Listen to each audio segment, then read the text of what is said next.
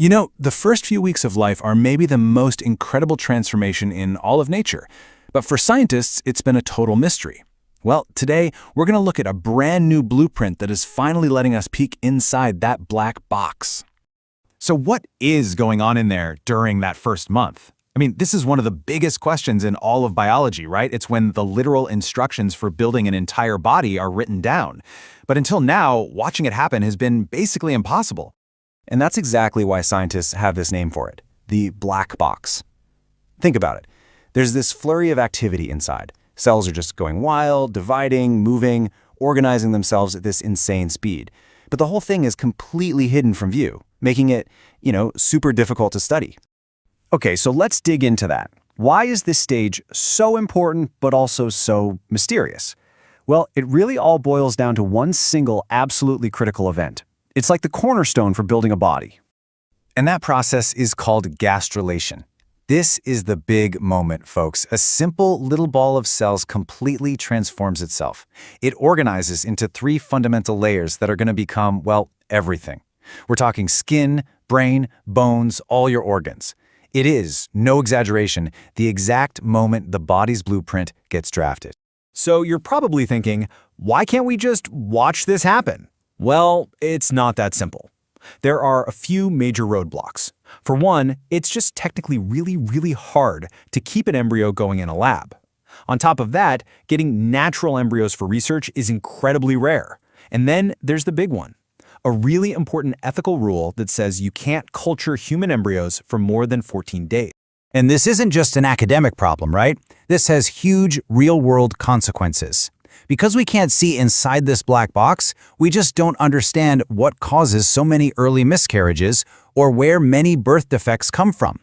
It's simple. If you can't see the process, you have no idea how to fix it when it goes wrong. But what if you didn't have to use the real thing? What if you could build a model, a stand-in that follows the exact same blueprint, letting you watch the whole show without all those barriers? Well, that's precisely what a team of scientists has just managed to pull off. What they came up with is something they call an optimized 3D culture system. So here's the game plan. First, they start with embryonic stem cells from monkeys. Genetically, they're a super close match to us. Then they put these cells into these special plates that kind of coax them into forming little balls, which are called blastoids. And for the final step, they move those blastoids into a 3D suspension culture. Now, this last part, this is the secret sauce.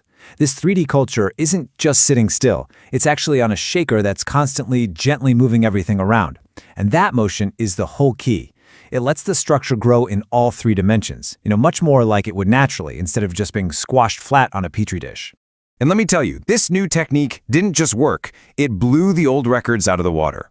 See, earlier models, they always hit a wall around day 17 and just fizzled out. But this new system, it just kept on going, pushing way deeper into that scientific black box than ever before. So check out this timeline. By day 9, you can already see a clear structure forming. Day 17, that's the old limit, where everything used to stop. But look, this model just cruises right past it.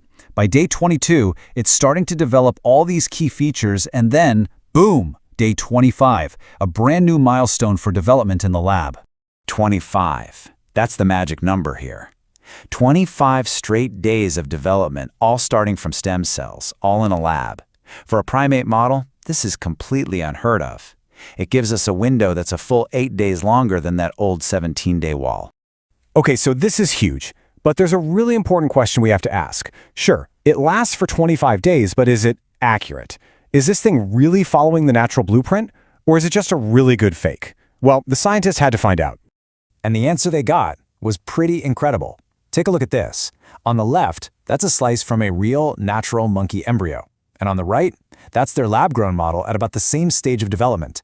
The similarity, it is just stunning. They look almost identical. And if we zoom in on the lab model, you can see all the critical landmarks are there. You've got the neural plate. That's the very beginning of the brain and spinal cord. The primitive gut is starting to form. The yolk sac is right there where it should be. All the major parts are not just there, they're in the right place. But, looking the part is one thing. For this model to be a real game changer, it had to be more than just skin deep. It needed to be accurate on a cellular level. So the researchers had to go deeper and check its, for lack of a better term, cellular fingerprint. The way they did this was with a really cool technique called single-cell analysis. This image you're seeing, it's basically a map of every single cell in their model. A good way to think about it is like they took the whole thing apart, cell by cell, and then sorted every single one into different piles based on what kind of cell it was. This map is the result. It's how they could check if all the right parts were there, and in the right number. And the results? Totally conclusive. The analysis proved that this model wasn't just a look-alike. It was a match on a cellular and genetic level to a natural embryo. It was making the right cells in the right amounts and at the right time. The blueprint was a match. So, let's recap. We've got a new, super accurate model that lets us see inside that developmental black box for longer than we ever could before. So the big question is, so what? What do we do with this new key? What does this amazing breakthrough actually mean for all of us? Well, it creates this incredibly powerful new platform for research. For the very first time, scientists can actually study the causes of early miscarriages in detail. They can watch, at a cellular level, how developmental defects happen. This could open up totally new avenues for things like regenerative medicine. And maybe, most importantly, it gives us a tool to finally understand the most fundamental mechanisms of how life even begins. And hey, don't just take my word for it. The researchers themselves said it best. They concluded that this model provides, and I'm quoting here, a valuable platform for dissecting the mechanisms of primate embryonic development. Basically, what they're saying is this is a tool that could finally turn some of biology's oldest questions into problems we can actually solve. And that leaves us with one final, kind of mind-blowing thought. We now have a reliable blueprint for the first 25 days of life. So if we can finally understand and even replicate this first, most fundamental stage of construction, it makes you wonder, what could we learn to build, or maybe even repair, next?